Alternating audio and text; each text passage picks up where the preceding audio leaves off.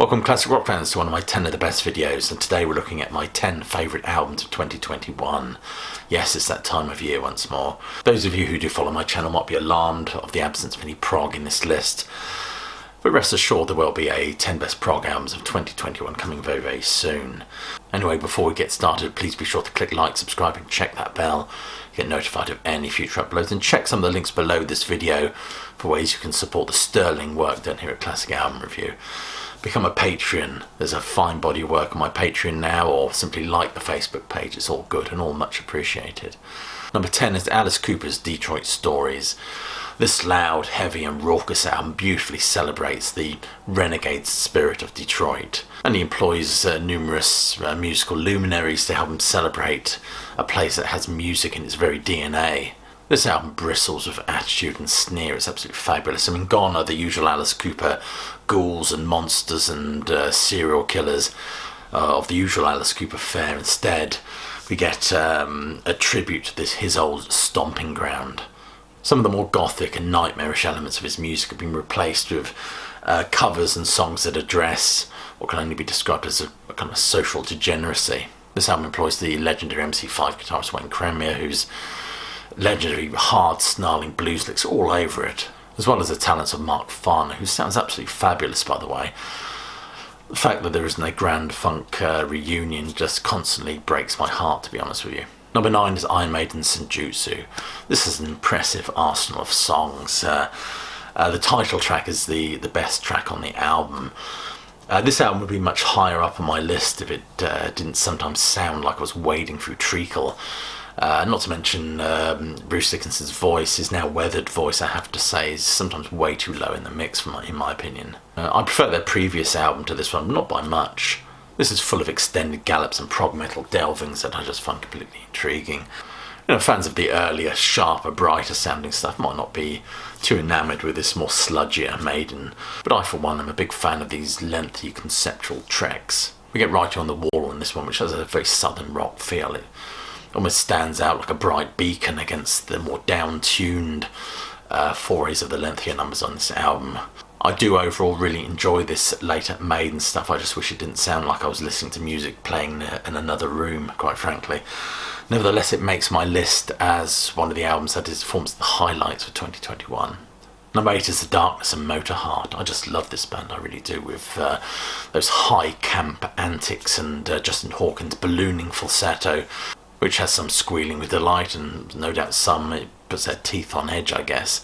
I just accept it as a sonic motif for this band that works very well in their kind of glam, classic rock parody, perhaps. Nevertheless, there's some quality tunage on here. Lots of tight spandex and guitar posturing that work in perfect unison with this music. And it does display, in the words of Kerrang! Magazine, excellent musicianship. They have gone a little bit disco and funky on this one, and they must be drinking from the same bowl as the Foo Fighters. There must be definitely something in the water. They all seem to be coming down with Saturday Night Fever. This band seems to continue to churn out great music as far as I'm concerned. In the words of Paul Simon, still crazy after all these years. Number 7 is the Foo Fighters' Medicine at Midnight. I can almost hear myself being drowned out by the caterwauls of protest from the Foo faithful. Undoubtedly, this is a departure from the more harder, abrasive stuff that they usually do, and things get more funkier and almost disco-like on this one.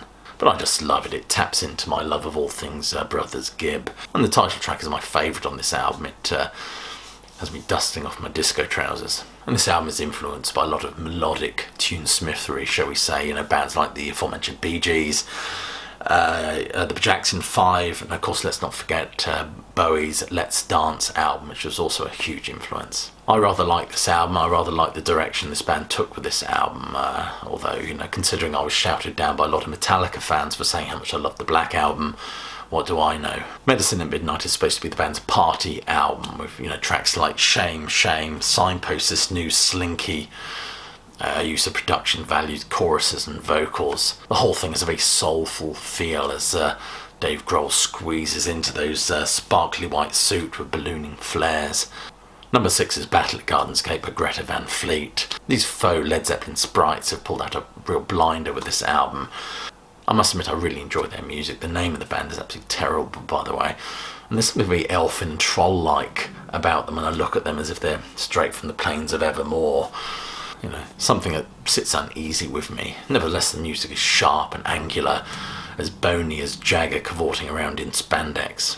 And they also belie a maturity or a maturing in terms of their songwriting.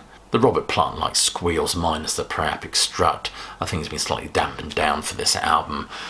This singer has more of a Middle-earth thing going on with him, I think. Nevertheless, they have significantly borrowed, I think, from classic rock, specifically Led Zeppelin. Not that Led Zeppelin ever borrowed anything from anybody else, of course. But piss-taking aside, this band have real power, great musicianship, a great ear for melody and songwriting. And it's a wonderful album that features very prominently on my MP3 player at the moment.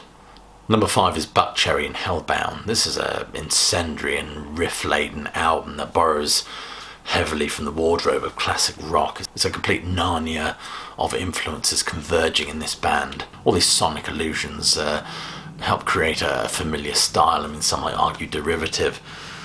But I kind of like things that are cloaked in the familiar riffs and moves of classic rock. There's a real swagger and hard rock punky snarl to Todd's vocals. So hot as an interesting mid-paced, almost Led Zeppelin immigrant song pastiche here, but also has a real bluesy swagger and slur to it. And AC/DC rattles its chains from the margins like Banquo's Ghost in the title track, which is very similar to Highway to Hell. And even the track Here I Come, in the words of Kerrang! Magazine, sails dangerously close to A Whole Lot of Rosie. Nevertheless, this band have produced a fine rock album that holds my interest long after that final riff has kind of out-riffed itself, or ceased to thrum, shall we say. For my next choice, I'm expecting a tsunami of abuse and shite about this from you guys, but number 4 is Taylor Swift, Red, Taylor's version. One of my patrons not so long ago suggested I should give her stuff a listen to. Not just that, of course, there's been some songwriters who I deeply admire have been singing her praises, most notably recently, I think, Don McLean. As well as Ryan Adams, another artist I rather enjoy. He completely re-recorded track by track her 1989 album, so I figured there was something in this. With this album, I love the blending of certain folk styles with pop. I find that quite intriguing. There are some darker numbers on here, but generally I find her thoroughly enjoyable. Notes Review said that he finds her music is like it cleanses the palate. And he's absolutely right. You feel absolutely refreshed and invigorated after listening to her, so you can sort of delve back into the heavy prog of King Crimson once more. State of Grace is a drum intro, which very much reminds me of Adam Yant's press stylings, and it has this jangly, edge-like guitar circa Joshua Tree, although I think the drums were more prominent in the first version of this album. A slow pulse of All Too Well has something with Joni Mitchell to it, and I love the acoustic guitar work in I Almost Do. Those of you who are currently wagging your finger at me, this is not an album that came out in 2021, sort of. It's an album that came out 10 years ago, in fact. It was recorded about 10 years ago, I believe. What has happened is Taylor Swift has wrestled, in order to wrestle the rights to this music from her previous record company. I don't know if I've got this right or not, you can correct me in the comments below. Has taken these earlier albums and completely re-recorded them. This is now called Taylor's version, so it's kind of a new album, but kind of not. But I thought I'd include it on my list anyway, just to infuriate you. She's a talented songwriter who deserves lots of the plaudits that are coming her way. The music is bright and effervescent, and it's as infectious as a dose from one of those old festival toilet seats. And my daughter really enjoys this music, which kind of means I have to as well, even though I walk by her room in a huff with my prog snout thrust firmly in the air. Number 3 is Cheap Trick in Another World. This band playfully referenced their own back catalogue, beautifully melding it with textures borrowed heavily from the Beatles and the Beach Boys. Get a track like The Party, which seems to be an amalgamation of Led Zeppelin's Trample Underfoot and their own song, Gonna Raise Hell. There's also an interesting version of Lennon's Gimme Some Truth on this, which is always interesting to hear versions of this Lennon stuff stripped of those Phil Spector production affectations, but I kind of like the feel of this one. This is a fascinating deconstructing and reconstructing of classic rock and roll, melding and forming it into something new, something that's very Cheap Trick, I have to say. I think one critic has described this as a remarkable piece of self-cannibalization, that is, before they regurgitate it all in a glorious technicolor. But it's a great Cheap Trick album in my opinion. It has more hooks than an Anglers Association. Xander is absolutely fantastic on this. Nielsen's playing is absolutely incendiary, not to mention, of course, Tom Peterson's 12-string bass work is vital, I think, in creating a link with any new music and that classic Cheap Trick sound. We get this thick, lush soup, which is somewhat reminiscent of A Wall of Sound, although slightly harsher, I think. Number 2 is Carnage by Nick Cave and Warren Ellis. I have to say the ghost of Scott Walker hovers over the proceedings on this one like a huge baritone Cheshire cat, as Cave continues with this narrative of loss and grieving, very much in the same vein as Ghosteen. He employs these beautiful, almost ambient sonic soundscaping, whereas Ghosteen dealt with grief not just in the abstract but in the literal and rawest sense. This album, as the title suggests, seems to deal with the wreckage of that and seems to be making sense of loss, grief and pain. It's certainly an angry and at times an album that ponders the such themes as mortality. One critic has said of this record that it pumps with blood, as bright and oxygenated as the red text on the cover. Cave and Ellis slump into this sumptuous piece of electronica, and many of the songs are dark and violent, and Nick Cave's no stranger to that. He isn't called the Goth Sinatra by Rolling Stone for nothing. Number 1 is Miles Kennedy and the Ides of March. My word, I love this album. Any fans of Alter Bridge will find this record really strikes a chord with them. Several chords, in fact, heavy amplified chords at that. His voice and vocal delivery is absolutely wonderful on this. That's even before we talk about the songs. This record has afforded, I think, Kennedy a great deal of freedom to explore some of his other influences outside of the other bands he's involved with. There is definitely a southern rock feel and Memphis blues, given a hard rock rendering and edge. The track Get Along has some wonderful layered guitars on there which really appealed to me. His voice bothers the upper register as well, which I find quite intriguing.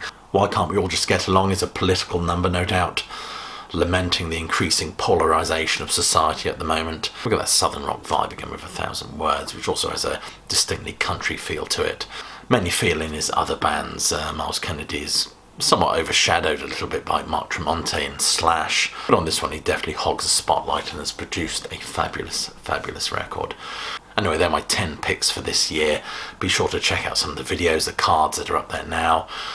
I'll just leave you as I always do by saying I hope you're well, warm, looking forward to Christmas, but more importantly that you keep listening.